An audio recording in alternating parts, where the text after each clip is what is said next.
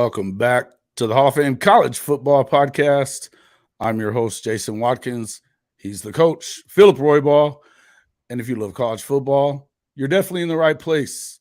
So before you forget, smash that red subscriber button, like our videos, and don't forget to ring the bell so you don't miss one moment of the Hall of Fame College Football Podcast. Welcome back to the show, everybody. Coach, welcome back. How you feeling today? Everything good?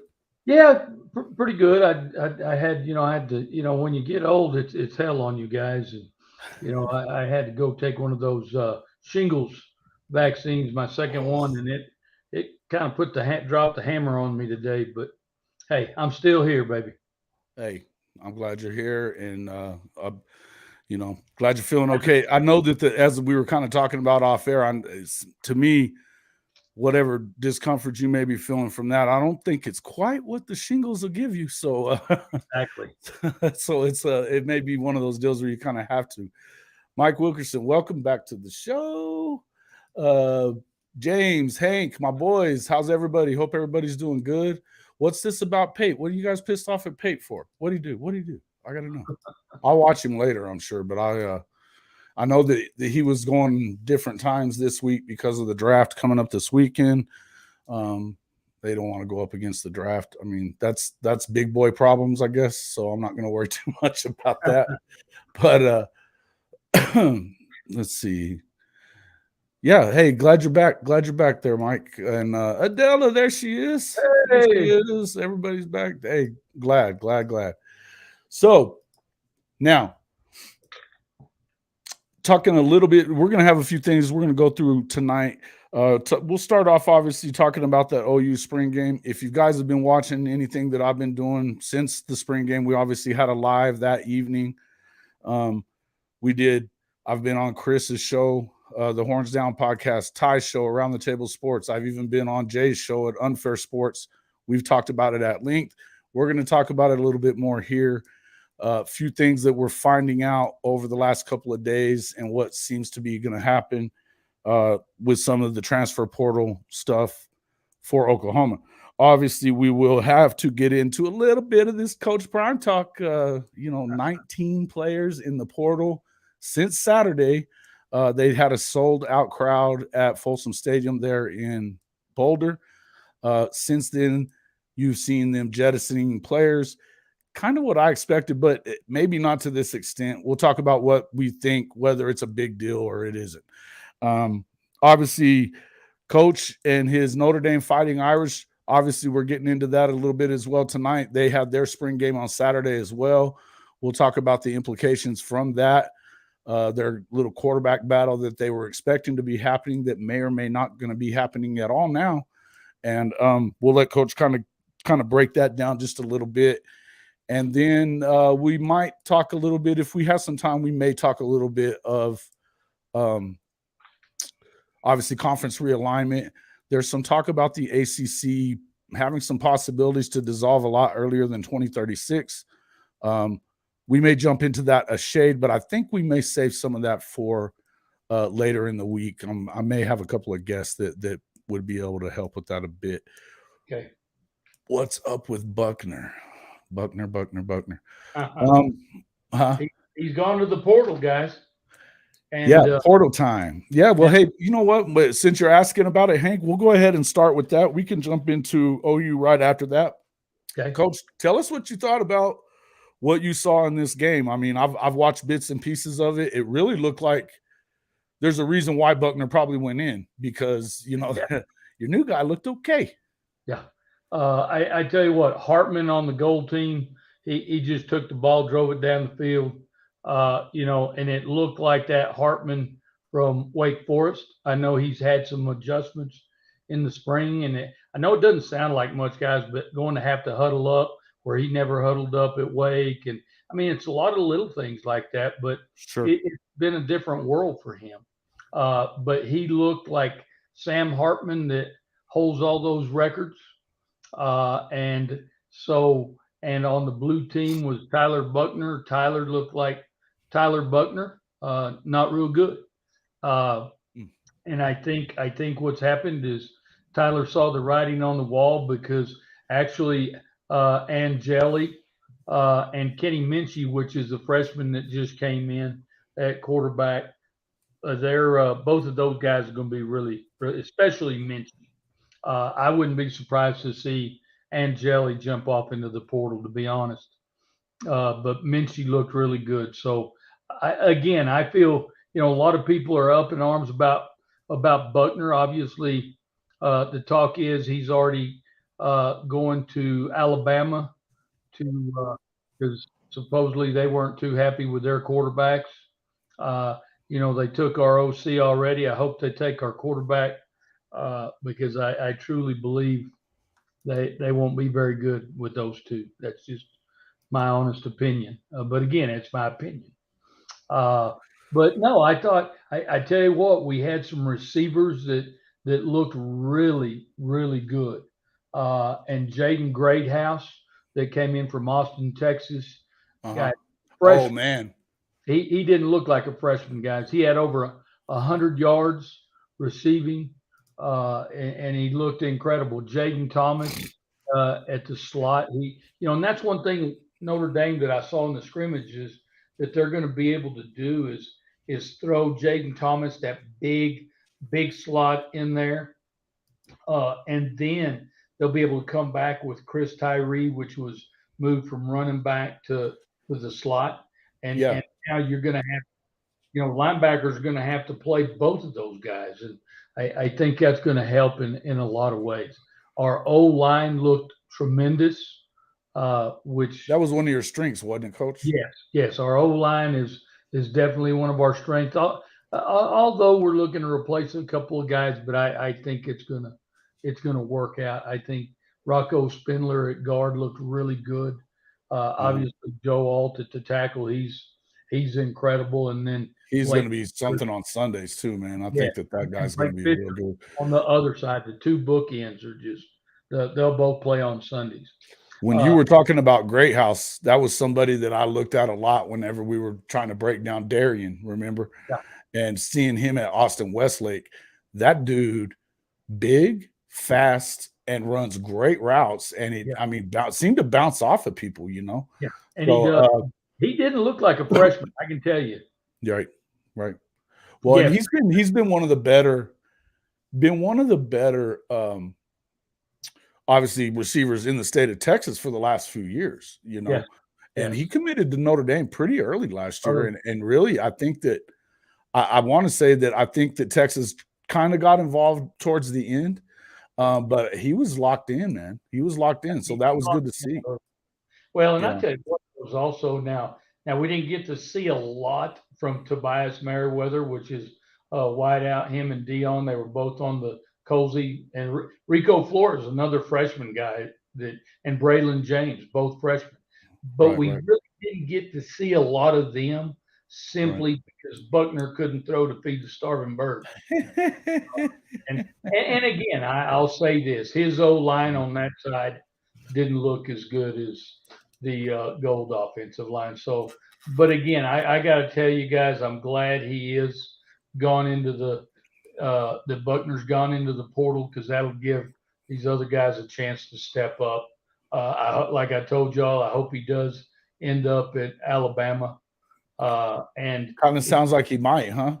I mean, there's some questions there about their quarterback room, whether or not it's going to be, with Milroe, he looked good at times in their spring game. Right. Both of them looked good at times. Both of them didn't look good at times. So I think that obviously consistency is a worry there.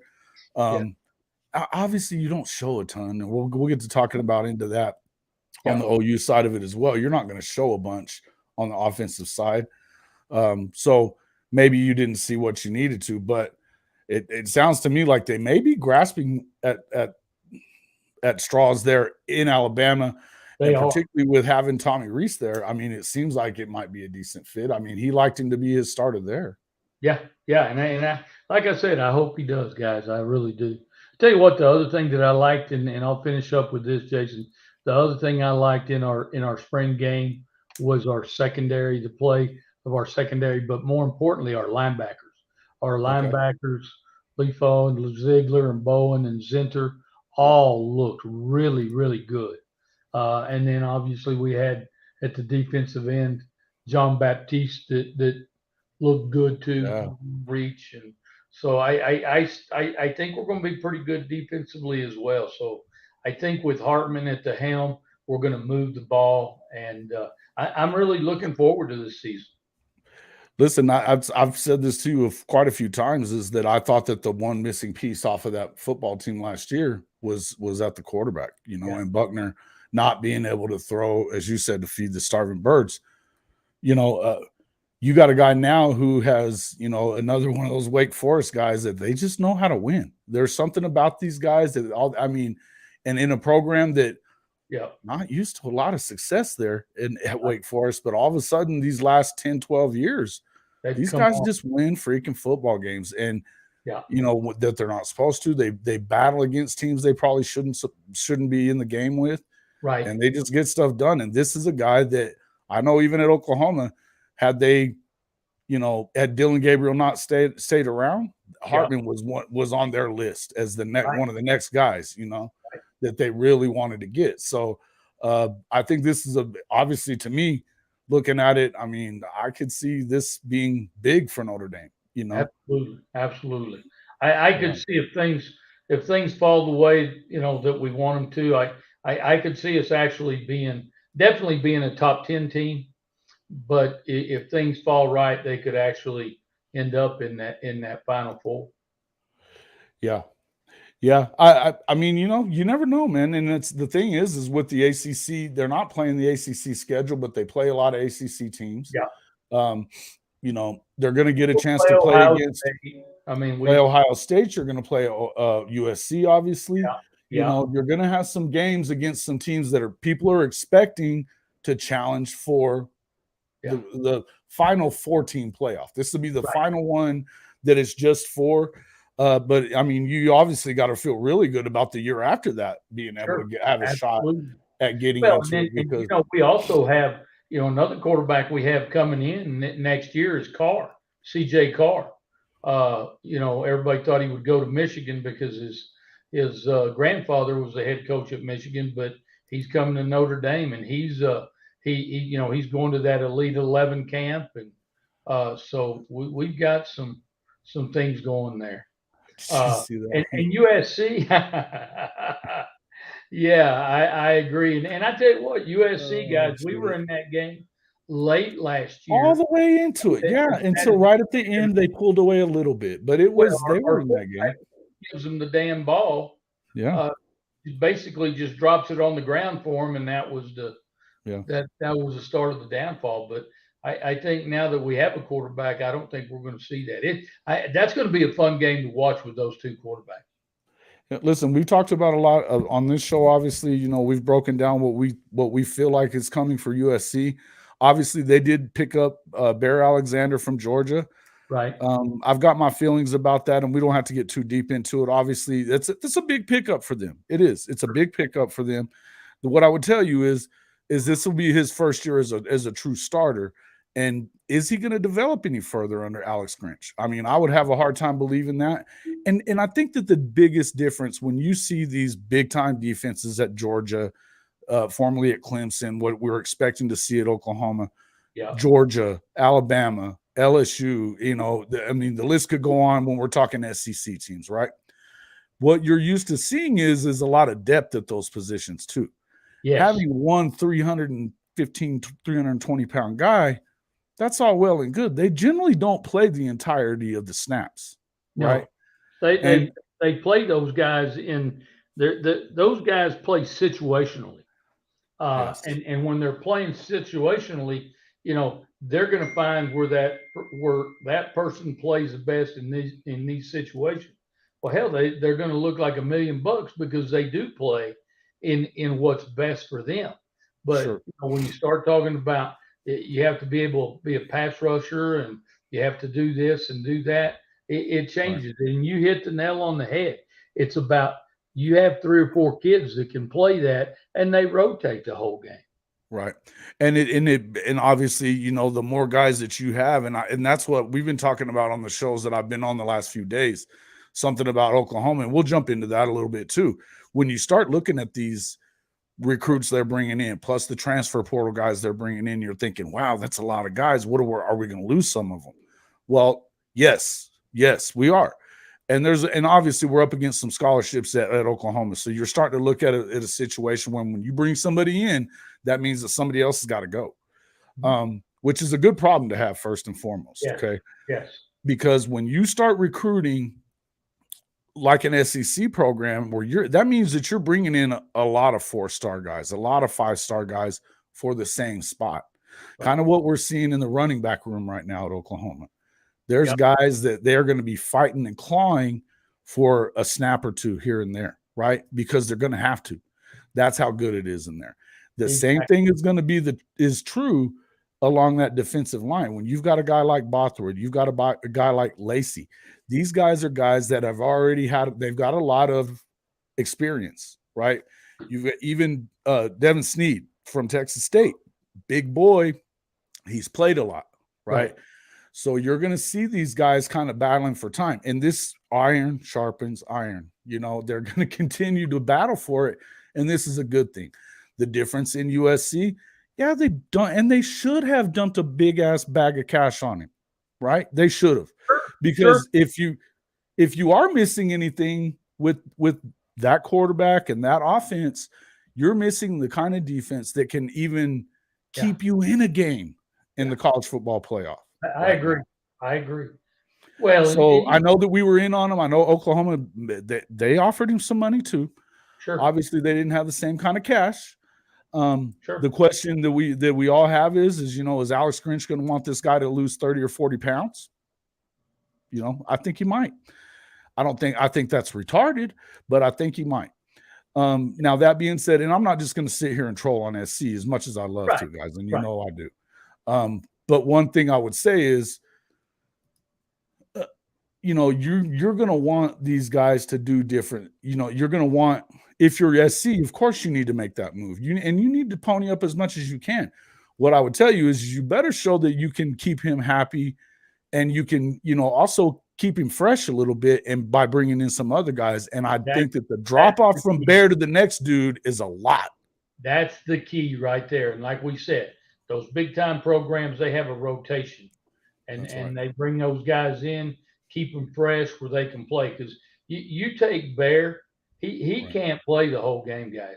No way. At 350 or whatever he is now, he'll be so worn out. He won't help you any at all. And in the speedy, I just don't know that it even fits him. I mean, to me, I think it was a money move on his part, 100%.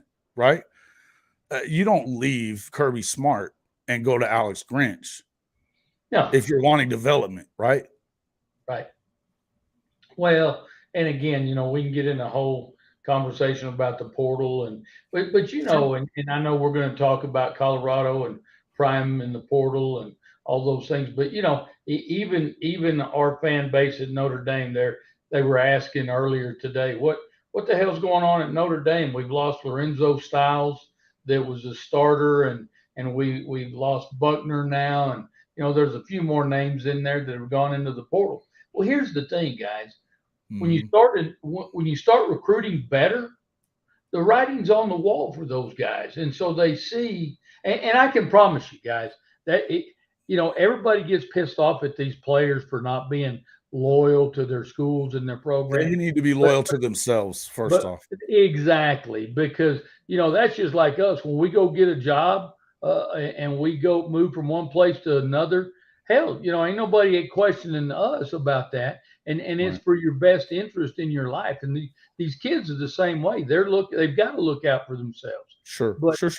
But at the end of the day, you can't be pissed off at these kids. They're doing what's best for them. And now, obviously, we know there needs to be a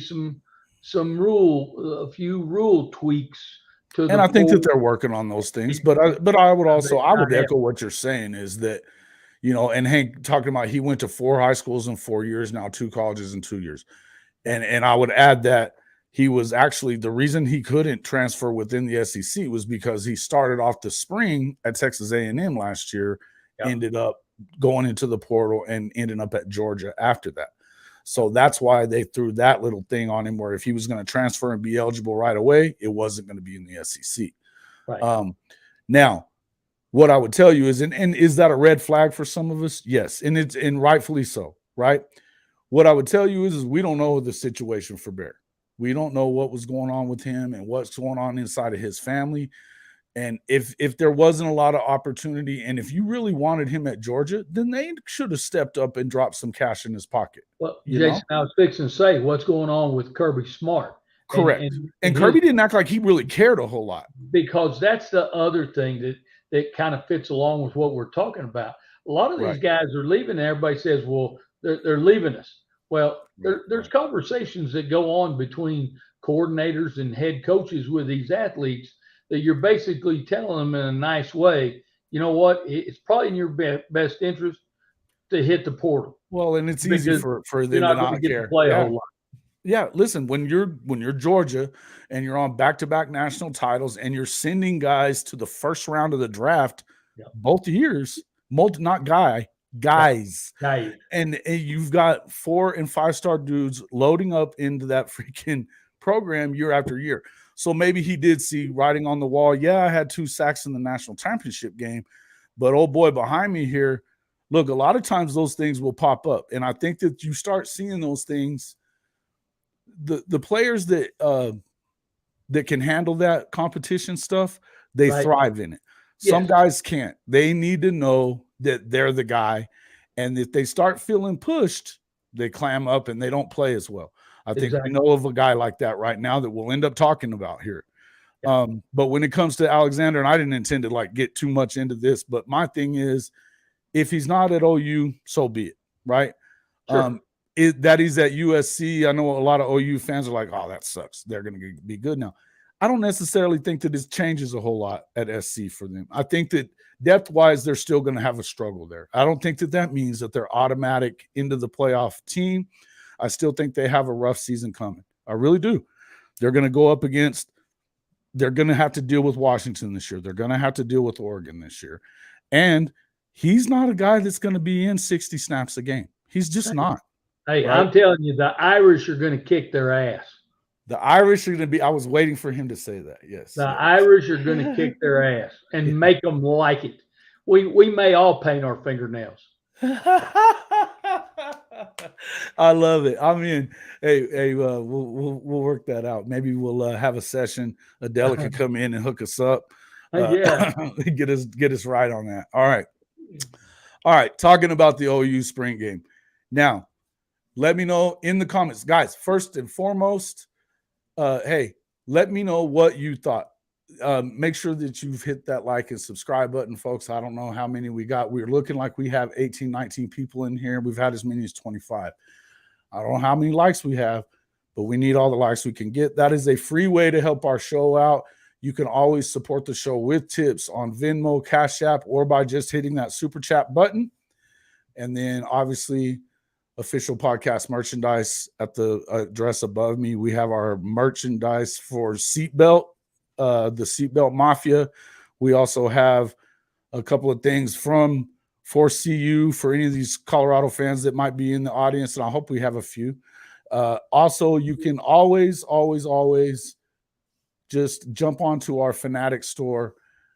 Let me take that banner off of there real quick. By the way, while you're saying that, Jason, I really love that Okie Light beer can you sent me. The Okie Light beer can. In fact, I may have that here.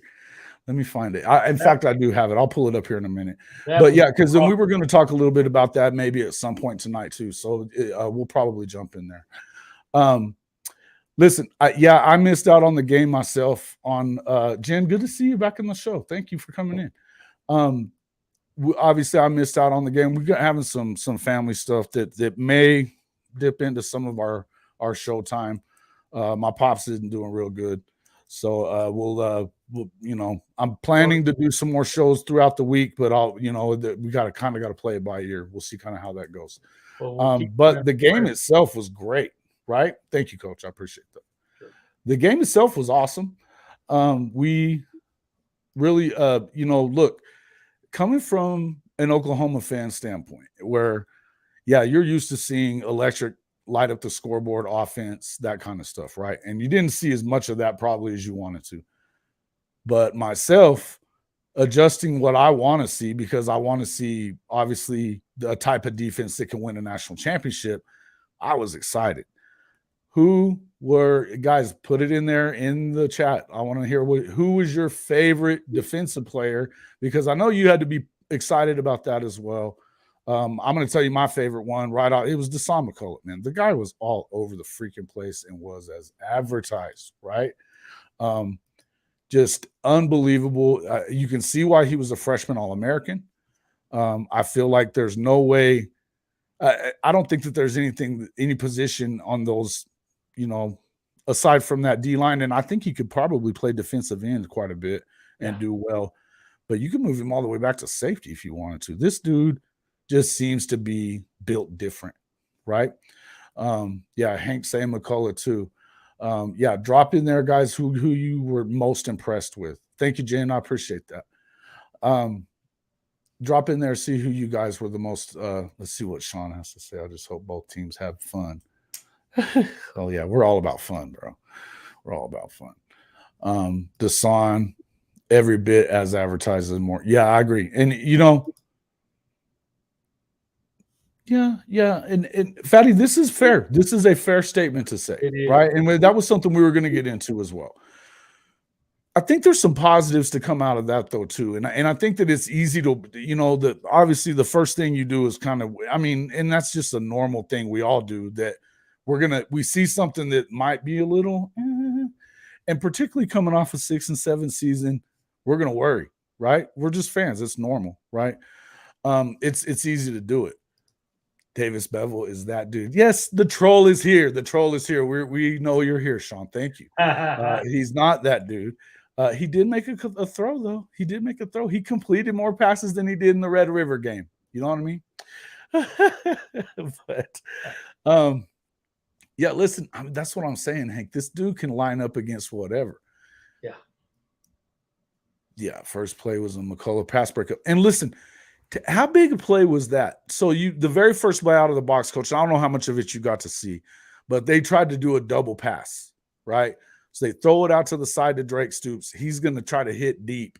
And McCullough gets from about just off the line on that side. And he makes up ground and breaks up the play off of Stoops' hand. Oh, wow. The guy was all his speed, and just getting to the football. They're big. This is a different team than we're used to seeing as Oklahoma fans, particularly in the last 6 years that Lincoln was there, as it got littler every year. Right. These guys are big, they're fast, they're nasty. At all three levels that I saw, there was somebody that really, really stood out. I would say Rondell Bothroyd was another guy that, I've been talking about him a lot coming into it. Thought he looked really good. Obviously, Devin Sneed from Texas State, he looked real good at times. Yeah. You had Lacey from Notre Dame that blocked a couple of passes. I know that was of concern to some people on the last couple of shows I've been on. But yes, the cheetah position we wanted to see. This is a guy, McCullough might be Isaiah Simmons 2.0, which I saw that in one of the chats the last couple of days. I would agree with that. He's a GoDaddy. Yeah. Yeah. And when you see a guy like that, moving around and getting around to everything, he looked good. Yes, Wilkerson. Love this. Jaron Kanak looked great. I would also say so did Kobe McKenzie. The linebackers might have been the brightest spot on this defense, right? Because it wasn't just the guys that you have tabbed as starters. There were some guys that are showing that they're pushing for playing time, right? Kip Lewis looked pretty good at times, right? I feel like Kip is probably maybe on his way out. We'll get into that a little bit more as we go. But you're going to have some more linebackers coming in. But Kobe McKenzie may have staked his claim, not necessarily to start, but that he's going to be in that rotation. And again, you need more than one guy. And that probably what has allowed, Sears and Halton. I was going to bring up Halton too, on the interior line. Everywhere at the from the start to the all the way up front to the mid to the linebackers, as I said. I mean, Danny Stutzman is Danny Stutzman. He's going to make plays, right? We saw him doing that. McCullough, we saw him making plays at the linebacker position, the cheetah position, defensive end. I mean, I don't know where they're going to end up with him at. I really don't, because I think he's that movable. I tell you what, I think, and I could be wrong, but I think we'll see them moving him around all over the field. Yeah. I think they're going to. Situationally.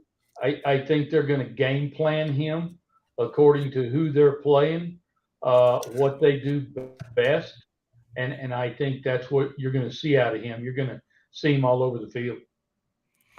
Yeah. What's up there, Cody? How you doing, bud? What's up? Yeah. So, yeah, and yes, I mean, this is the beauty of not having a yoga teacher as your strength and conditioning coach, right? You get some push up from. They're lifting weights. They're doing more of that kind of stuff. They're getting bigger, stronger, faster, quicker, right? This is the beauty of that. So you're not seeing them being tiny anymore right now. Now, linebackers, then you move to the safeties and the second to the corners, the safeties in general. Look, there's a number of guys that you expect Woody Washington to be the potential All-American that you think he is, right, at cornerback. And he looked it. I think that there were times that Kendall Doby looked really good. Having looked back through this tape a couple of times now, I like what I'm seeing from Kendall. I think that he's still got some learning to do, but athletically, whoa, right? There's a reason why he was one of the top JUCO players in the country last year. I think he was number 2 in the country, period. Sure. Then you've got Josiah Wagner, looked really good. You've got, our boy that we all love, the seatbelt, Makari Vickers.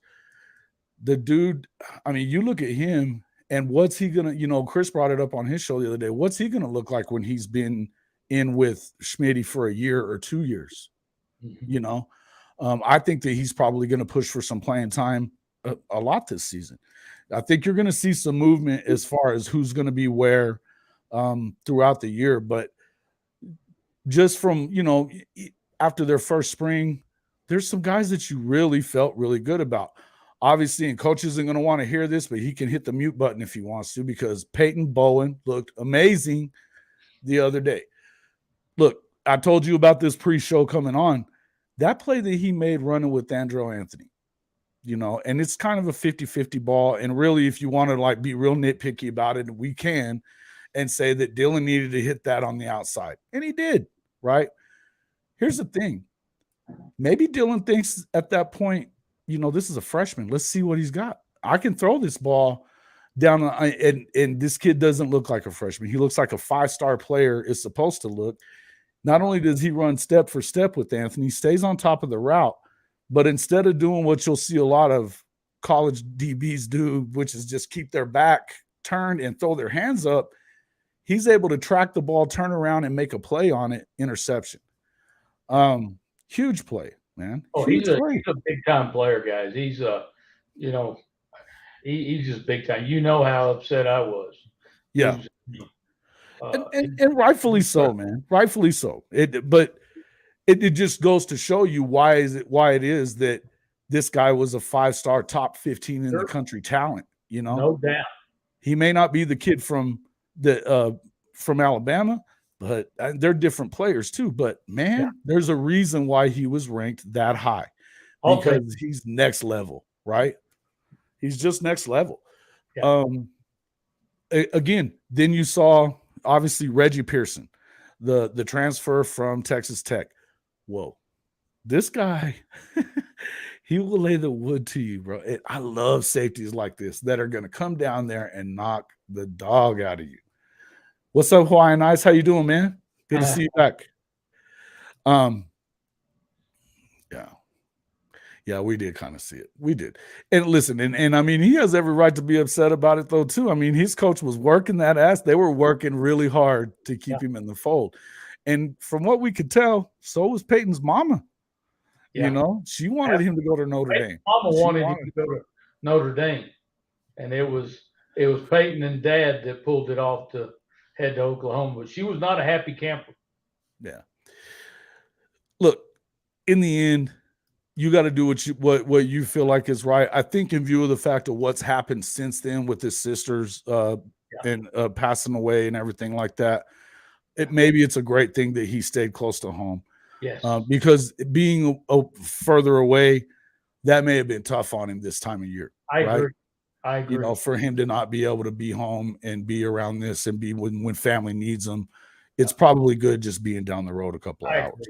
And I tell you what, I truly believe, guys, and you know, we fire bullets back and forth about those kinds of things. Man, we're going to bust each other's chops. That's what's great about college football.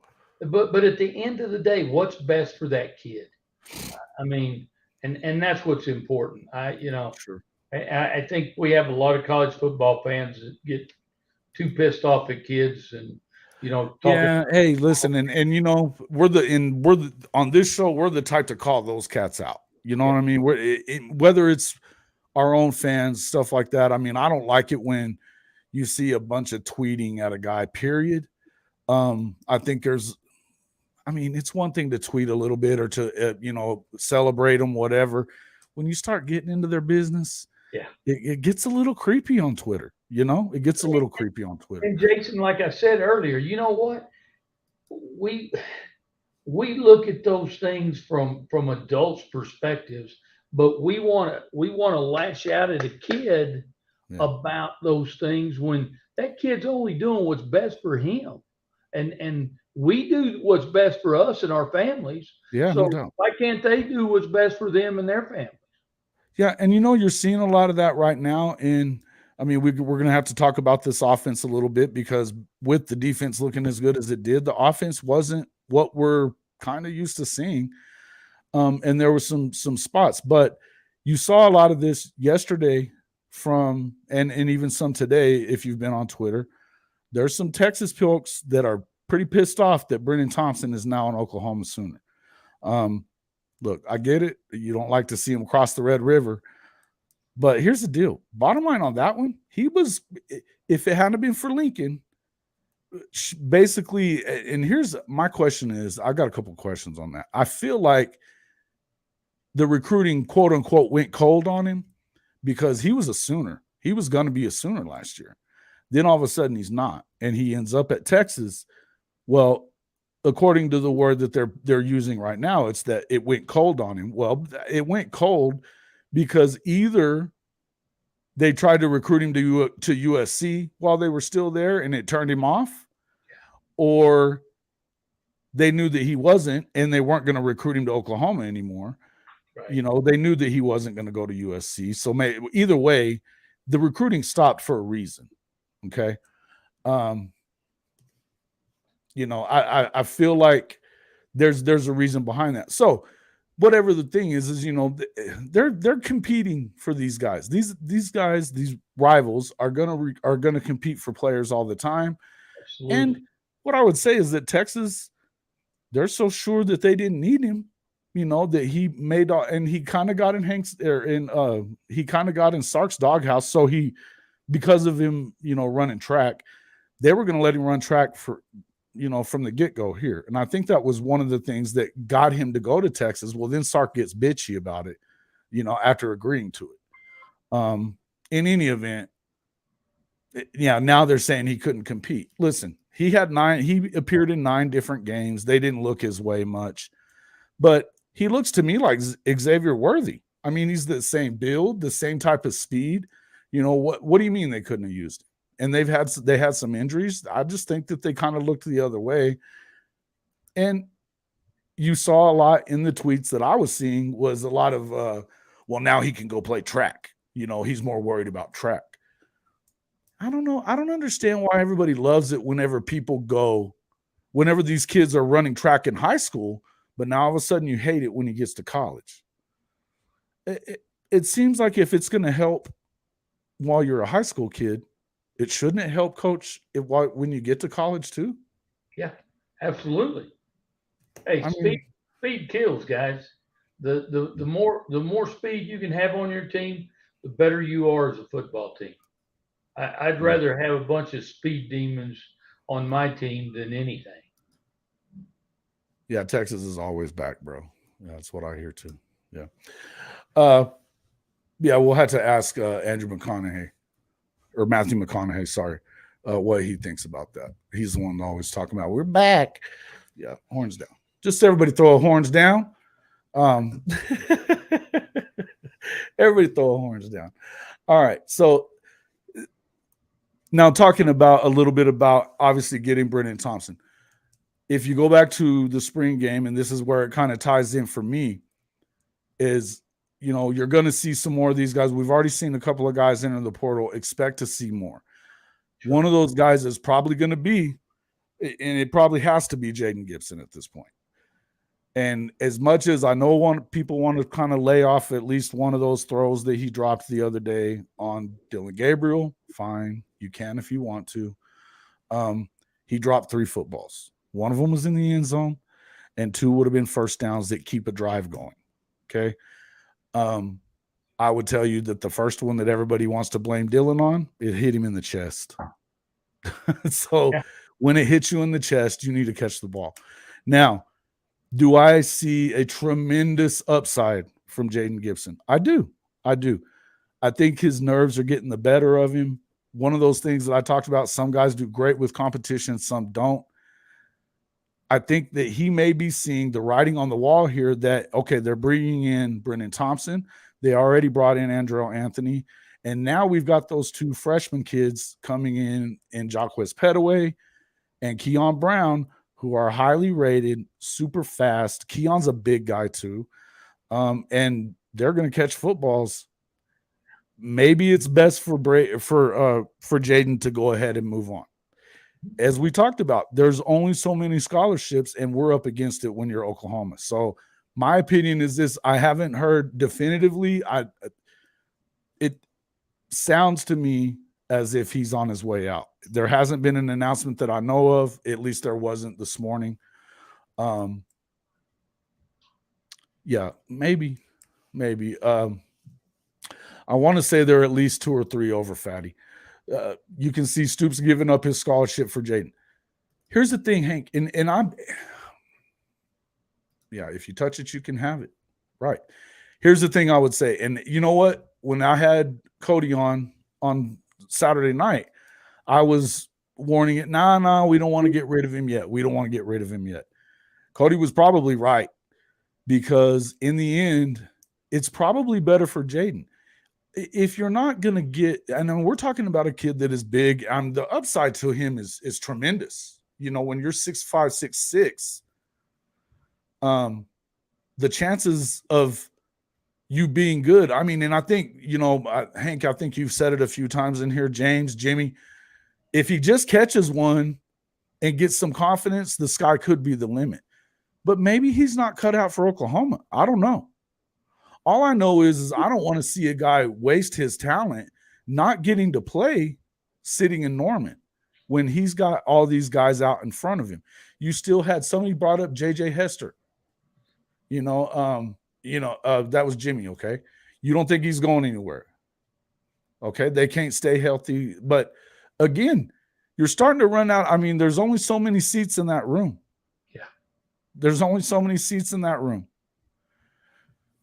I know you can't teach 6'5", but you can't teach them how to catch the damn ball either under pressure, Hank. And that's the whole point. And again, I know I've been hard on him the last few days. I have been. And I don't like seeing, I was a receiver. If the ball touches your hands, catch the damn football, okay? And that was the only thing I had going for me. I damn sure didn't have athleticism going for me, okay? But I didn't drop balls. Guys, he's in the same boat as we were with Lorenzo Styles. Great athlete, good size, but again, couldn't consistently catch the ball. So, guys, if you're a receiver and you can't catch the ball, there's a damn problem. I mean, you've got to be able to catch the ball. And I don't think that he can't. I think that the nerves are getting to him. And in the spring game, come on, bro, catch the damn ball. But once it gets in your head, yeah, you know how it is. I mean, it happens with us in a lot of things. You could get the yips. Yeah. I hope he stays too, but here's the thing, Hank, and I agree with you that you can't teach 6'5". I agree. Maybe he's got the yips, maybe I'm wrong. I'm hearing some things from people around the program that are saying that he's on his way out. And it's not only, and I know he was very mature about what he said after the game the other night. I think that that's great to hear. But in the end, all I want to see, I care about the kid here more than I care about Oklahoma football. I'm just going to tell you that. I think Oklahoma football is going to be fine with the guys that they have. And the guys they're bringing in. Somebody's going to step up. I know everybody's concerned that this is the one area that everybody's worried, right, about. I tend to believe they're going to be fine there. I mean, this is just not a problem that you have at Oklahoma, right? And talent is definitely not an issue. But what happens is now that if you've seen this, and let's say, do you trust in him in a big game, a big situation if you're Dylan? When you've thrown him balls that he's dropping and you get in a big situation, do you trust him? See, this may be a situation where maybe he just needs a new start for himself. We're going to see what happens. But what I would tell you is somebody's got to go.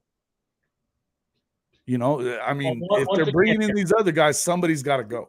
Well, once again, those conversations are going to be had between the coordinators, the receivers coach, and the head coach.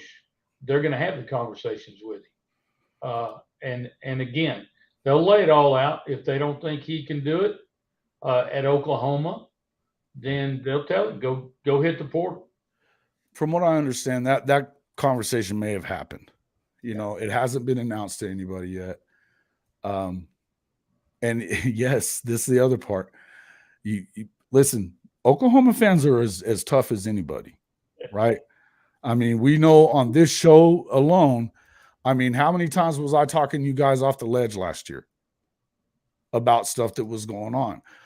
You know how I am about Dylan Gabriel. I don't like that freaking him taking bullets for the damn defense, right?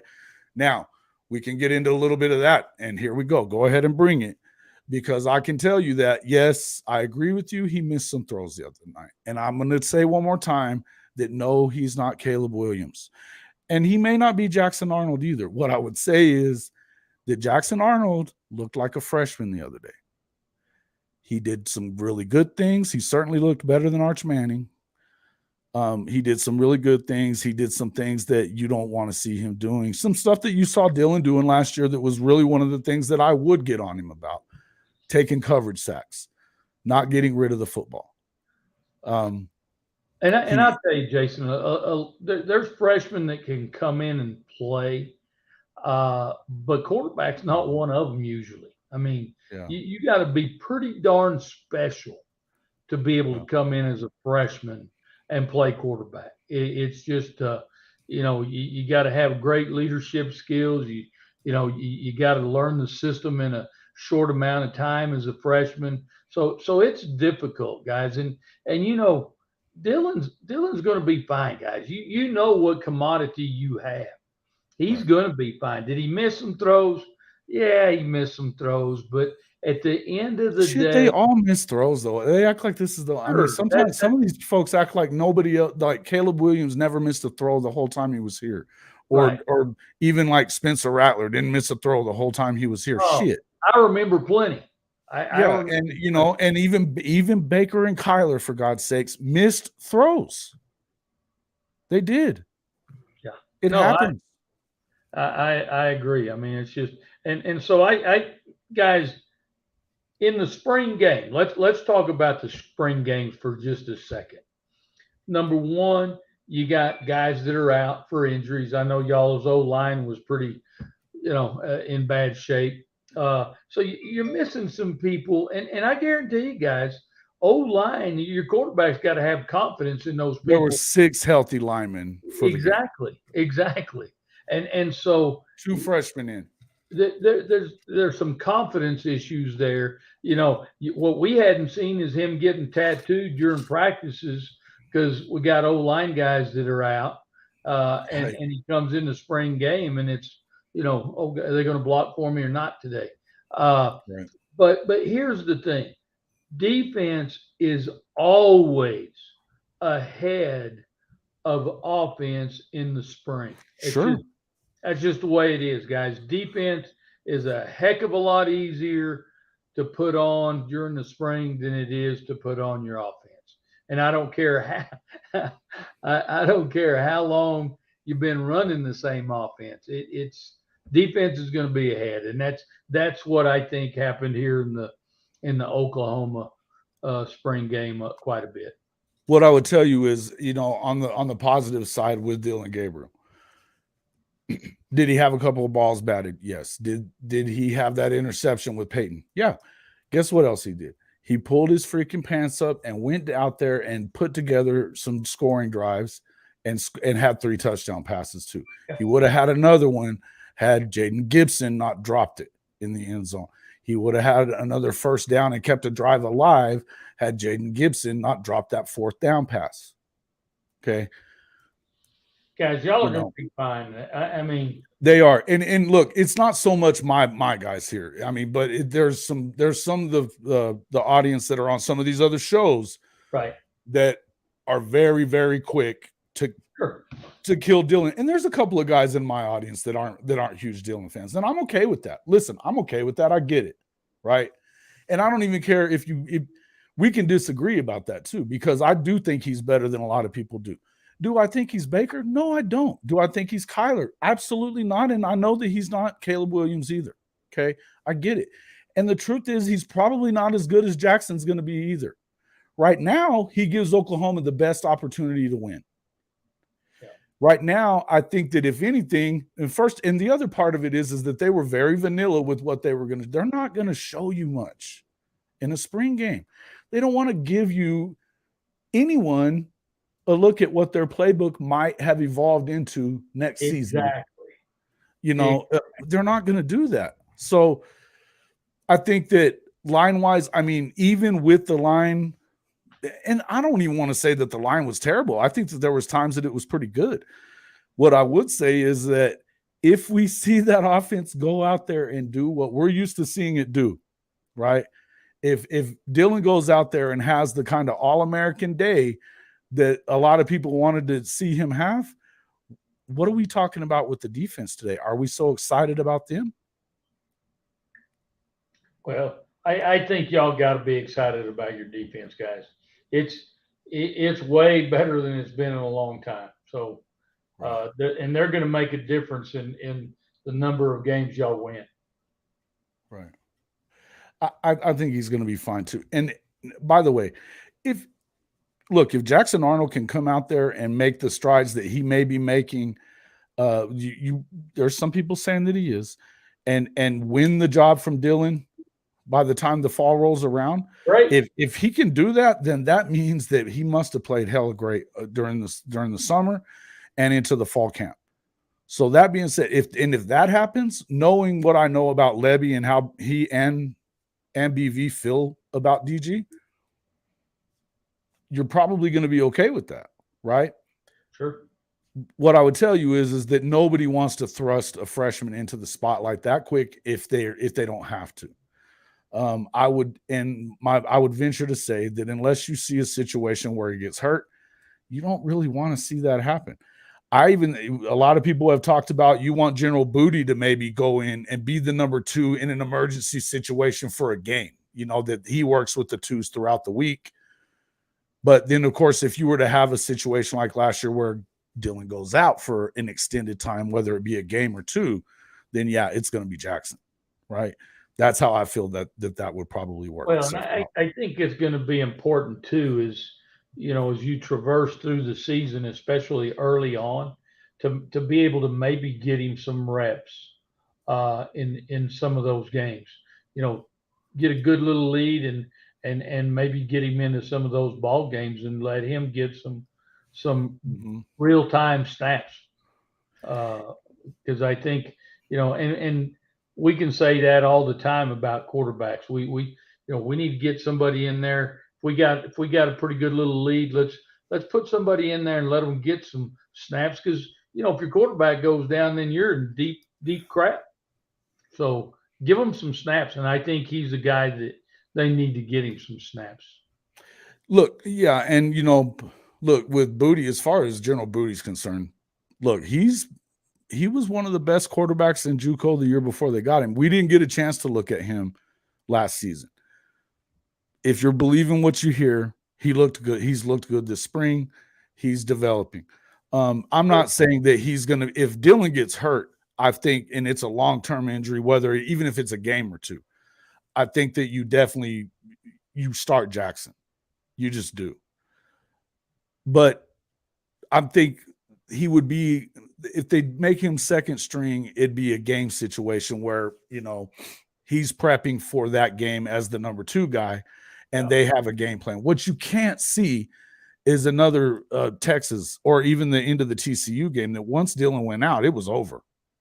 They didn't have a game plan for those guys, and that's not what you want, right? Because you gotta have them ready. Right. Yeah. And so, in the end, I would say we're going to see what happens, but I would hope that the entire room has developed some. I think that if we're talking about Davis Bevel, hell, he had a touchdown the other day. He looked pretty good. Jason, what does y'all schedule look like early on? Oh, it's a cakewalk. They start off with Arkansas State, SMU, and Tulsa. They were going to have Georgia. That one got canceled because of the moving up a year. So they're not going to have Georgia now.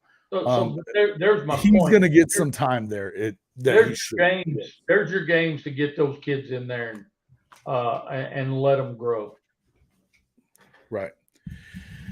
Yeah. Listen, guys, I'm not saying that I'm not saying that this is a guarantee or anything. I'm saying that this is some talk that you're hearing from different angles from some people, right? What happens? It's neither here nor there to me. If they decide that Jackson is the number 2 guy at all times, fine, so be it. Okay. I'm good with that. That's part of the reason you're excited about having him there. What you don't want to do is go handing the freaking thing off to Jackson Arnold right now and then have Dylan enter the freaking portal. And now we're in the same situation, but now with a freshman quarterback. Yeah. We can't have it. We can't have it. Okay. You can't have it. And this is a season that I can see definitely 2 sides of it, where you want to see Dylan Dylan could definitely possibly take you to a playoff or definitely to the conference championship game. But Jackson could maybe do the same, and for sure would be getting ready for his year to be the full-time starter in the SEC. There's 2 sides to that, and there's a lot of different theories and the best way to do things. I'm going to trust in Jeff Lebby to do the right thing here.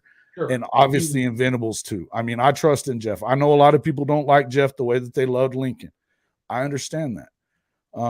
I tend to like his offense a little more because it's more than just straight routes up the field, my guy against yours. I think that there's more to it. You can draw some other stuff up that can help you in a situation where Lincoln's offense doesn't change, right? It's either one way or the other. I mean, it's always the same shit. They run one route. So that's just my feeling on it. And again, that doesn't mean that you're wrong if you think otherwise. I mean, whatever you want to believe. Now, yeah, I was impressed with Bev on Saturday. I was too. And I do like the speed of the offense too. I think that that's a double-edged sword though too, Hawaiian Ice. That's the only thing if you're going 3 and out, that speed kind of sucks for your defense, right? See, the first thing that comes out right there. Guys, yeah, please. Thank you, Adela. Please do hit that like button. We have all these viewers. I looked and I saw about 13 likes. Are you not liking the content? Let me know. If you don't like it, tell me what you're hating, and we'll talk about it. But please hit that like button. It's so important for us as creators. It's a free way to help the show out, right? Jason, real quick, just as I saw that deal on the clock management. Remember, guys, clock management, when you're running an offense, a speed up offense like we're talking about, and you're running the RPO game, you can't. Clock management is not something that lends itself to the RPO game and also to a speed offense. It doesn't. They don't go hand in hand. So if you want clock management, then you got to slow down your offense, right? And you got to get away from the RPOs, right? and the RPOs are the biggest thing. And every football team in college football today is running the RPOs. And so, in some way, shape, or form, yeah. yeah. Except for Lincoln and them, they don't. Right. But that's why you're seeing clock management be an issue for so many teams now, right. Because of the RPO series. Well, and you said something about this before, and this is something that, and I've even heard guys like Kel Gundy and guys like that say that, you know what, fellas, we work out the same amount of time all the time. And so if it's okay for the offense to be on the field that much, why is it not okay for the defense? Suck it up, get them off the field, do your job, right? We're all doing the same amount of work. A lot of it too, you got to remember that in that first year with Schmitty, there's some times that it kind of wore on those guys. They're getting stronger, they're getting more endurance, things like that, right? The defense has to be able to. The main issue was absolutely the defense a year ago, but they couldn't get off the field at all. So yes, are they wearing the hell out? Yeah, they are, right? And did it make it more important for the offense to run more than 3 plays and out? Yes, it did. It did. Complimentary football, I get, right? But I also feel like there's really was no way. I mean, there wasn't any complimentary football being played on the defensive side of the ball either. Right. Okay. So we can talk about the clock management on the offensive side. The clock could have been managed a lot better as well if you get your ass off the field on defense, right? They didn't do it. So they're really just, I mean, and look, again, you still had a bunch of games that you could have won that turned into L's that you're probably not going to see that again. The main thing, I think it's all going to work itself out in the end. I know. And if we're looking at this, objectively and then the whole picture of it is it's going to take both sides being better. The defense has definitely got to be better than it was a year ago, or they don't have a shot. Okay. They don't have a shot. Is it going to be all the way better? Is the defense going to lead this team? I would guess probably not. I still think they're a little bit young. What I want to see them do is be 60 places better than they were this year, which I don't think is that far off. I think if they're in that top 50 to 60 teams in the country on defense, they're going to have a chance to go to the college football playoff. Yeah. That's how it is. Are they for sure in it? No. But they would have a chance. They would have a shot, right? Especially coming from the Big 12 and that schedule being as easy as it is. You likely only have one true test, maybe 2 throughout the season until you get to the Big 12 championship game. You got a shot at it, and if a team gets rolling, we saw it with TCU last year, you could see them roll into the playoff. Yeah. Now, am I expecting him and am I predicting it? No, no, I'm not. I want to see it first, just like everybody else would, right? But in the end, you have to know that there's still some growing pains. I think that there was certainly growing pains for Coach Venables a year ago. Coach, you talked about that there's a learning curve for head coaches, no matter how long you've been in coaching. Yeah. It doesn't matter. There's going to be a learning curve. When you change seats from a coordinator's position, or just it's being the head coach is a whole different world. And I tell you what, it's lonely at the top, guys. It's but it's tough, and there's a huge transition because everything you do is completely different than being a coordinator. You got to make decisions that are a lot tougher. You got to set the whole culture for your entire football team. Agreed. So it's tough. Yes. Agreed.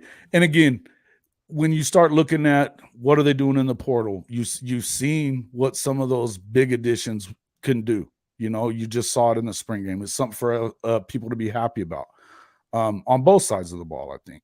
Andrew Anthony showed you speed down the field. Jalil Farouk, he's been around, but you saw some things from him last week that looked really good. I was really excited about Tyree, our running back that from that position, even though there was times that they didn't look great in the running game. I was happy about what I saw out of the freshmen too, when he was talking about Smothers and Hicks. Again, running behind a tougher line. Jackson Arnold did have a run that it probably would have went for more like 20 to 30 yards, not a touchdown, because you saw Pearson kind of back off of that and look like he was going to get smoked on that. He's lucky he didn't continue running.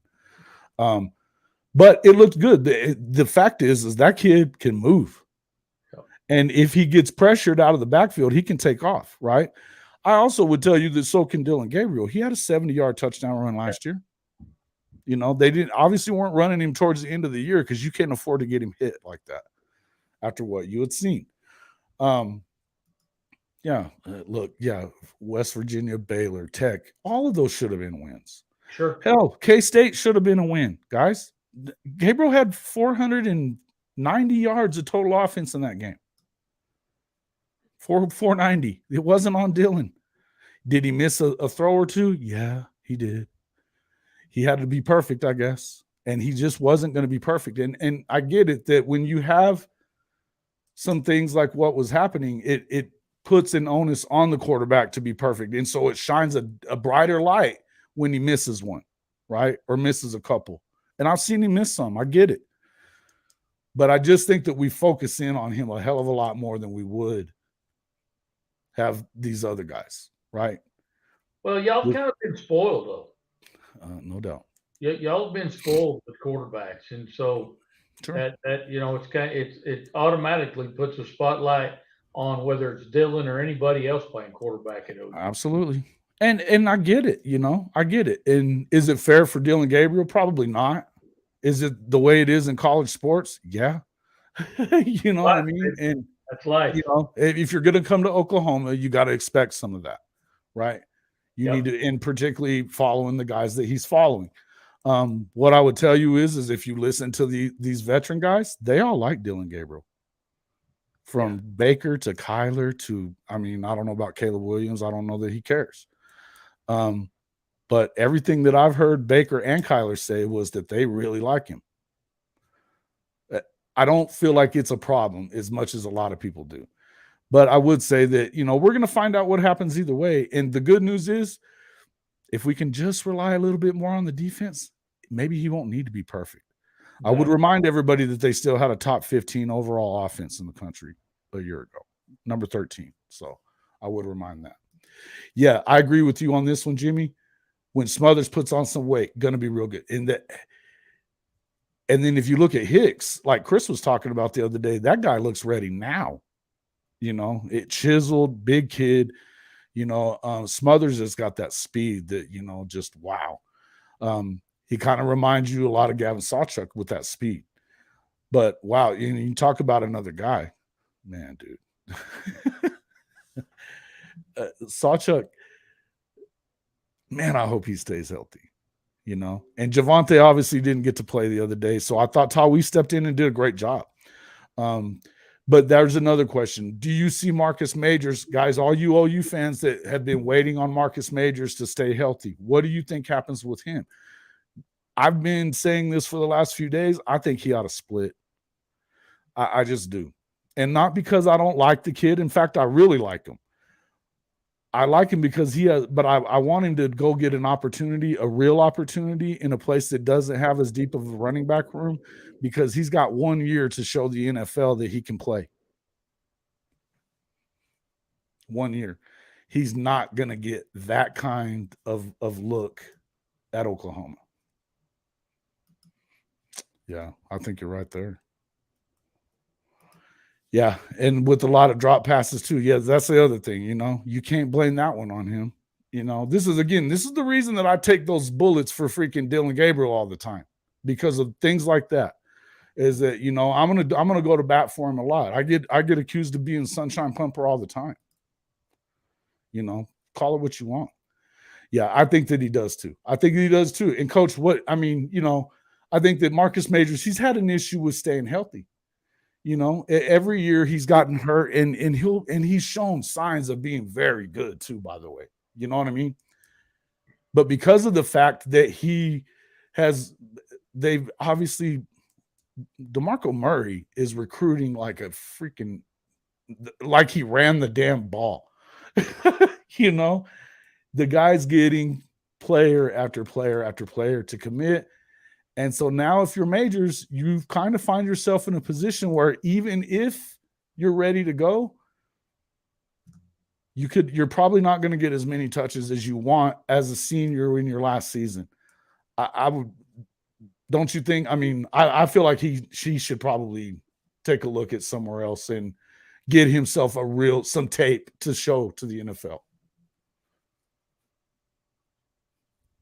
Well, and I tell you, Jason, and you just have kids this way. I don't care what level, but you have those kids that just injury prone, and it's a lot of times that keeps a lot of these kids from being great football players at the collegiate level, and also not getting to the next level because they're so injury prone. Right. Well, and I mean, we said this on Chris's show the other day, and I know you've said it a bunch too, but what's your best availability, period. If you can't be trusted, and it's kind of the same thing going back to what I was saying about Gibson earlier. Even if he gets it now and has great practices, a game comes along, he might be wide open. Is Dylan going to throw it to him in a pressure situation? Right. Maybe not. And I'm telling you, we can say, well, he should, but when you don't have confidence, guys, it's you're gonna look someplace else. Mm-hmm. It's just the way it is. And again, I guarantee you, in those coaches' meetings, guys, we talk about all of those things as far as this guy doesn't catch the ball consistently. This guy's hurt all the time. He could, and it's all the same song and dance most of the time. Well, this kid's a great athlete, but the buts, and when they keep growing and growing, but he's always, yeah. Again, at some point, you got to be available. You got to do what it takes to make yourself available. And sometimes I'm not going to call it a toughness thing because I don't know. I don't know that that's what it is. I mean, some guys they get unlucky and they don't, and they're unhealthy. There's some things that happen because there's some injuries you can play through. And what is it? There's injured and there's hurt, right? Yeah. Because everybody's hurt. But there's injured and there's hurt. He could have had real injuries, and I'm not saying that he didn't. First off, I don't want that out there saying that. What I'm telling you is that maybe, I mean, he could just be under an unlucky streak, got a rain cloud over his head that he's getting bad injuries every year. The shit happens. Change of scenery could help that, That being said, what I would say is you don't want to save a scholarship. Yes, exactly. I don't want to do that either. And again, we're up against we're at a period now. You've had over 80% of turnover in this on this team since Lincoln left. Over 80%. It's like 83% now. So these scholarships, they're out of scholarships. I think they're 2 or 3 over at least. I'm not positive on the count. I know they're over. All right. So some of these guys got to go. And again, I'm looking at it in the sake of Gibson and of Marcus. I feel like they should probably go find another place. Right? Fresh start never hurts. I think that they should go find another place just for their own good. I feel the same way about a guy probably like Kip Lewis. I know a lot of people want to see him stay. I could see him maybe wanting to make a move, right? I could say the same thing about Key. I think that Key may be moving down to corner. I think that could be a good move there as well because you've seen him do some things. But I know that when it comes to the safety position, I think he's odd man out there, right? Some of these guys are going to have to go. And this is college football. This isn't, I want you to play. You're in high school. I'm going to play the guy I like. That's not going to happen. Oh. Chris talked about it. I mean, he played college basketball. When you're a college athlete, you know the deal. Either be the best or get the hell on. Mm-hmm. Coach, you've been there. You've had to make those tough decisions. Texas 6A football, for that matter, you want to talk about competitive. It's competitive. Right? No, you got to make tough decisions. And And you got to make those decisions based on what's best for the team and what's Mm-hmm. best for that kid. And Right. again, like I said, those conversations are being had, guys, and you're going to see they're over, like you said, at least 3 scholarships, whatever. They're going to be having that conversation. Look, son, it's going to be best for you to get into the portal because I don't see your future here. Getting Venables has been real open about that too lately, by the Yeah. way. Well, and you know what? The kids, guys, the kids and their families, obviously you'll have some that'll be pissed off at the coach, but at the end of the day, a lot of those people are going to respect the fact that you're being transparent and honest with a kid. Mm-hmm. Mm-hmm. Jimmy, I like him. I like the one we got from Texas A&M also, and I think that we got some when it comes to the tight end position. We talked about this on Ty's show yesterday. I think those guys were a pleasant surprise because it was a concern coming in that there's not a lot of depth there. Obviously, you kind of know what you're going to get from Stog, right? Austin Stogner's been really good his entire career, and we've seen him a lot of his career because he was in Norman, right? So I think that that's going to be good. I think, like Hank says, I think there's an insurance policy there, and I think they're going to get better at that over the next couple of years as well. Tight end's a little different position to really recruit as well as you. I mean, there's only a few of those guys out there that are the size that you want to see them heading into college as a tight end. It feels like to me, there's a few of those guys out there. It's kind of like defensive tackle. God just doesn't make those guys like that, right? That are that size, that fast, that skilled, whatever. You know what I mean? And I mean, really, if you think about some tight ends, they're kind of built, they're either going to be a defensive lineman or they're going to be a tight end. Depends on whether they can catch the ball or not. Or got a little speed. You know what I mean? Exactly. Exactly. Yeah. And yeah, you're right about this, Kim. I think that's hit the nail on the head No there. doubt. A lot No of that doubt. stuff, you know how you stack up. And I think that when I was talking about Gibson, I think that he's been seeing the writing on the wall. And that may be, hey, that may very well be why he dropped those damn balls the other day, because he was thinking about that shit too much. Yeah. A change of scenery could be all he needs. It may be all he needs. I haven't heard anything on that just yet. It seems like he's excited about Oklahoma. I know that. It seems like he's excited about Oklahoma. When you've got Beatonbow, that guy's put a lot of dudes in the league that didn't have a lot of stars coming out of high school. He's one of the best offensive line coaches in the country. So I think that a lot of with the commitment they just got this past week from the kid, Louisiana kid, that's all he talked about was looking at everywhere. I mean, he had offers from Alabama, Auburn, Florida State. I mean, LSU, they were all offering him. So he chose Oklahoma. Why? Because of Bill Beatonbow. His track record of getting guys that weren't necessarily considered draft picks when they got to college, and then they play a long time in the NFL. These guys are, you start thinking about some of the dudes in the league right now.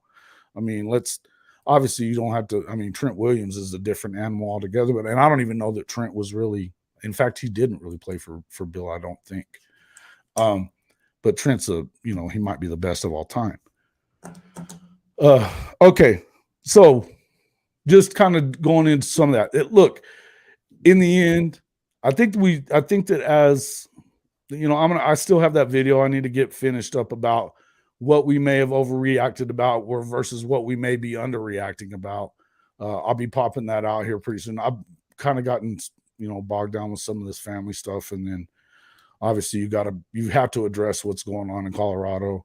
I try to be more of I am an OU creator, but I try to keep it as national as possible. I got to grow in that way. And I like college football, period. I love my Sooners. There's no doubt, but I do enjoy paying attention to all of it. And, some of this stuff, it's intriguing. Tell me what you think about the whole CU thing. Folks, hit the like button if you haven't already done so. If you're not already a subscriber, we'd love to have you as one. Our channel is growing exponentially. We hit 1,500 last week. We've already hit 1,600. We're on our way to 2,000. It would be great to hit that 2,000 mark sooner than later. So, help us out with that as much as you can. But folks, what do you think about this? Since Saturday, when the Colorado Buffaloes put over 47,000 people in the stands for the spring game, and it was snowing, and there was still. I don't care what anybody says. That's already a positive right there. Is filling up the stadium. I mean, you say what you want to, and I know a lot of people are out there saying Prime's full of crap and full of hot air, but at the end of the day, guys, and I was telling Jason earlier, I've been in programs that were I always liked taking programs that weren't very good, and it was my job to improve those programs. And I will tell you that Prime told everybody he was going to clean that mess up. Yes. And that's exactly what he's doing. Right. And those kids that are going to the portal, just like we've been talking about, guys, they see the writing 11. They're not. There's a reason they won one game last year.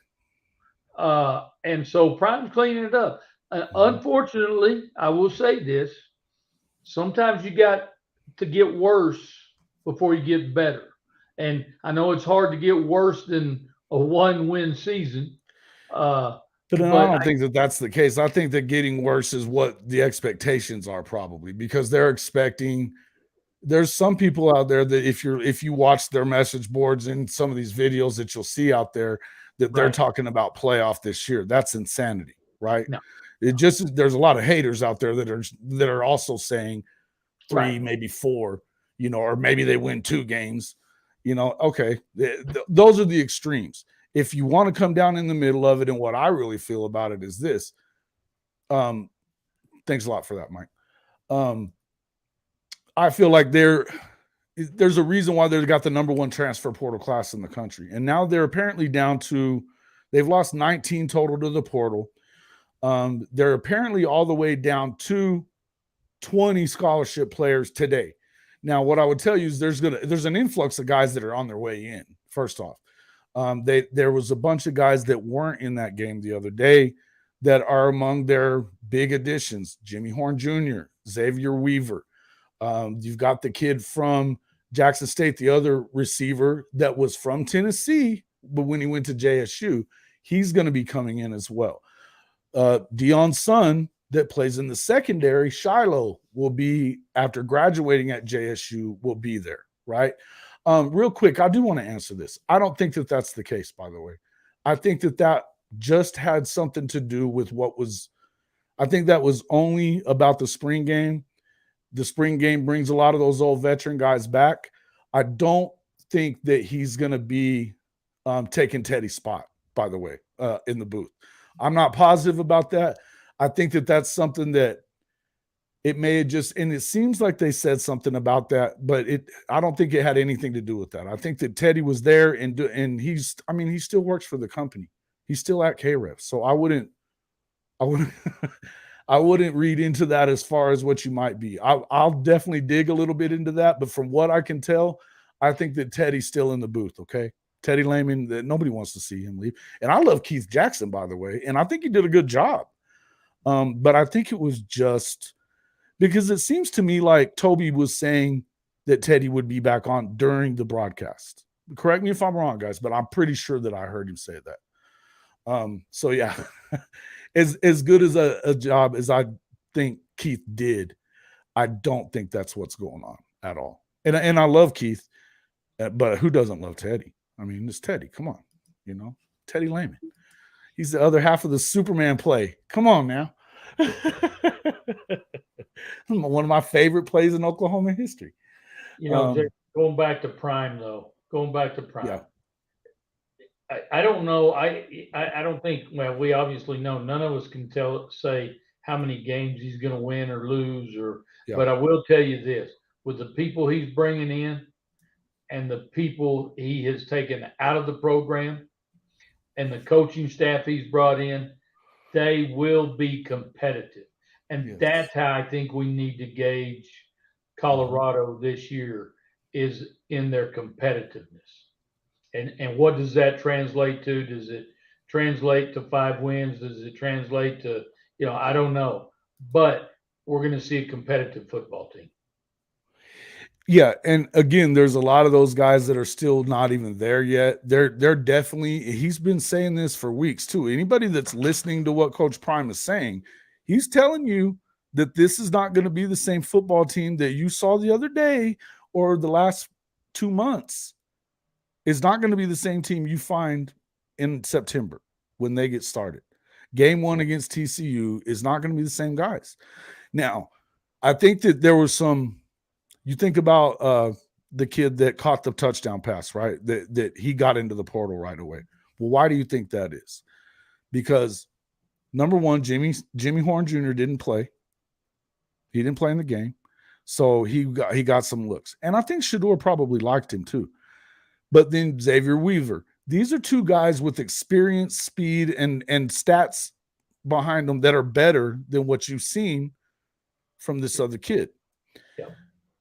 Then you've got a guy like Gaines, I believe is his last name. He went to Tennessee, was amazing at Jackson State, and looks to be like one of those guys that's going to be really good.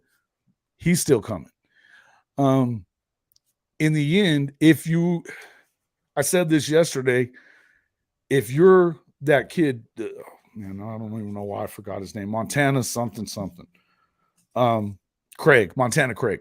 If you're Montana Craig, it was perfect for you Saturday. You got a long touchdown play. Nobody knew your damn name before that. And now you have it because you played for a 1-11 team a year ago. Now, would it be great if you were going to continue to get to play for Coach Prime and with Shedeur, who apparently liked you? Yeah, probably. But the best opportunity for you, he's probably got multiple offers now because he caught a couple of balls. He had 150 yards, a 98-yard touchdown catch. Now, all of a sudden, he's marketable. He's not going to get to play that much on this Colorado team. Why the hell wouldn't he go into the portal? Yeah, I agree. I think that he needed to do that. I feel like, yeah, I get it, guys. I feel like that was a smart move on his part. You know what I mean? And Shedeur can be pissed about it if he wants to. I don't care about that. Right. That doesn't matter to me. And then look at what Dion said about him yesterday. He had a really nice thing to say in his own little post that he thought he was outstanding. He wished him luck. He didn't say anything bad. And he hasn't said anything bad about any of those guys, by the way. He has not. So that's one of those things that, and they've got to kind of make room for some of these other kids. They've got to. And again, people are freaking out. But why the hell would you want to keep all these kids when you were 1-11 with them a year ago? Look, some guys are not going to fit the program, just like they didn't fit the program in Oklahoma. Look at all the turnover that's happened in 2 years there. He's doing it a little quicker. It's a historic exodus. I'll give you that. Are they going to win 10 games? No, probably not. Are they going to win 7? I think so. I think that their floors maybe 5. That's still a 4-game improvement, and they're going to be better. If you watched Shedeur Sanders the other day, and I don't care what kind of secondary he was up against, I'm talking about how he throws the ball. He throws the ball well. The kid can spin it. You can see him making checkdowns. You could see him recognizing that ball that he fumbled off the snap. It's because he was watching and noticing that the guy was offsides. He wanted to get that snap off, right? Because he knew that gave him a free play. And then completes it even though he fumbled the snap. I mean, these are things that are those things that you want to see, right? Yeah, they're going to be competitive. I'm just telling you. I think that's what you're looking for. Right. Again, I feel like it's one of those deals. Yeah, and that's the other part of it. He's kind of polarizing, Coach Prime is, right? I love this. Dion's inspiration for his alter ego was inspired by our own Brian Bosworth. I had not ever heard that. Doesn't surprise me. The boss was something, wasn't he? The Well, boss was something. You know what I liked is something I was. If you watched any of the game, the start of the game the other day for at OU, BV had all those guys out there from the past, and he was coaching them just like they were his kids right now. Hurry up, let's go. He's moving them up on down the line. I don't want you 3 in the line. I want you lined out. You know, we want to go end zone to end zone. I mean, he coaching up the old heads. I was laughing my ass off about that.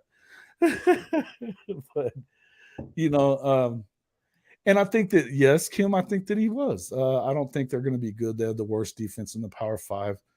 Yeah. Listen,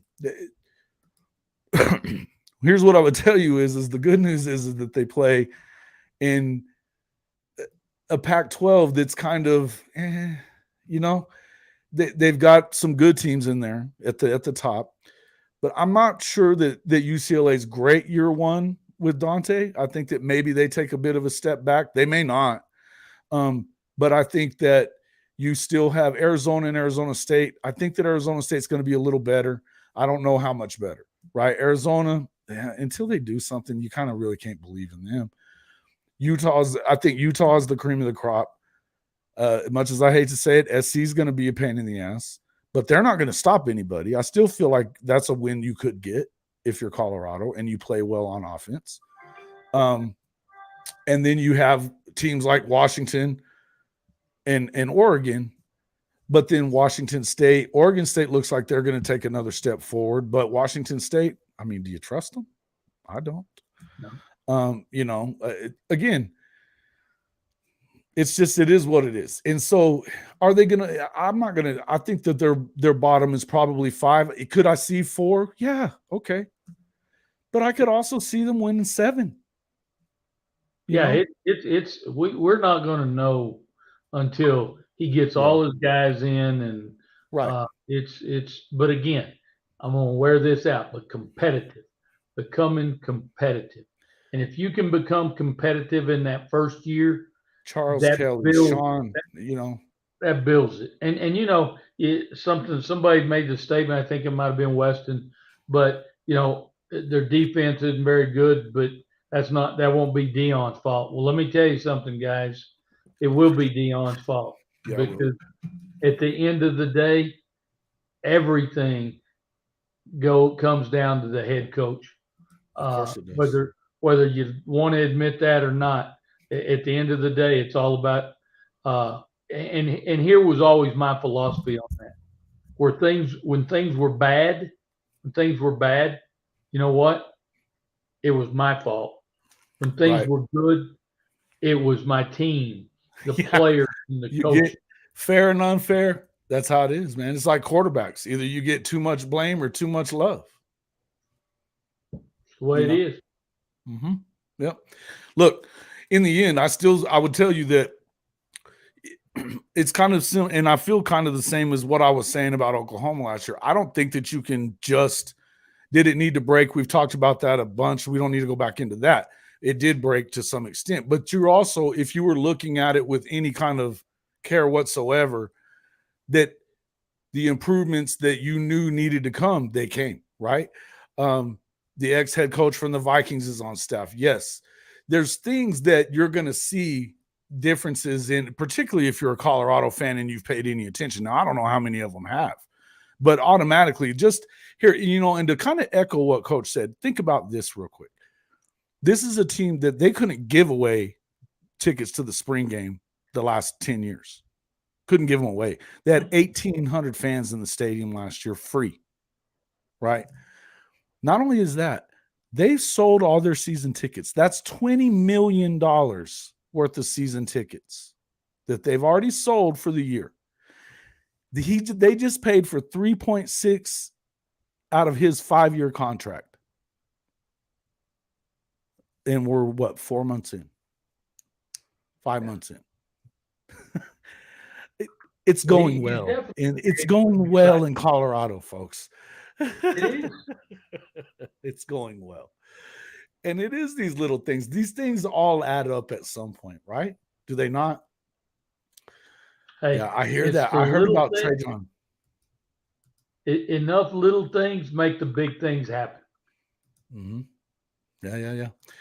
Look, in the end, he said that he was going to do this, right? He said he was going to do it. It's almost, and I continue to go back and look at it in terms of, is it a little more severe than what it was at Oklahoma? Absolutely. Of course it was, But what did BV say when he got there? We got to rip this thing back to the studs. We got to rip it back to the studs, right? He said it. Nobody wanted to hear it. That's pretty much the same thing that Dion said. He said it, Louis luggage, right? He was talking about luggage. Same thing, though. Same shit. So there was, he was talking about we got to switch it out. If you're 1-11, you had to expect it. Now, could you probably have kept some of them? Maybe. But again, the scholarship count, they were at 94 scholarships as of Sunday night. The last count that I had seen. You can only have 85. Now obviously now they're down to 20 on the team right now today on the roster. It's going to go up. Can he add that many? Man, that's a lot. It seems like 65 is going to be quite a bit to add. So maybe did he go a little far? I don't know, maybe. But then again, maybe not. Maybe not. Maybe Darian ends up over there. What do you think? I think that they know about Darian, so he should be there. I still think he should be there. He should be somewhere in Division I. Now, here we go. Bottom line is, I see what's going to happen. If Colorado goes 1-10 again, I hope that one win is against USC. Yeah, against Suck. I hope so too. I'm with you on boxing. I'm with you. Yeah. So again, I wouldn't obviously, I'm not going to be on the side of this Dion bashing stuff. I understand that people want to see him prove it a little more than just getting all this love. I understand that. I get it, man. I get it. That being said, if you think that he hasn't already been successful, I think that you're not paying enough attention, right? I really do. Just the fact that he's got interest up is a lot. It's a lot. The teams that they play this year on the road are going to love him for it. Right? You're going to get more people in the stands, particularly if they start winning a little bit. Yeah. With you. Yeah, Utah is the only one that I think anybody from the Big 12 would complain about because of all the shit they've been talking lately. Yeah. Anyway, guys, folks, really appreciate everybody showing up. If you haven't hit the like button, I would wonder why. We have so far 26 likes. Yeah, we're at about 32 viewers, so that's pretty close. I know we've had a few more than that, so thank you, but we appreciate that. Please do hit that button.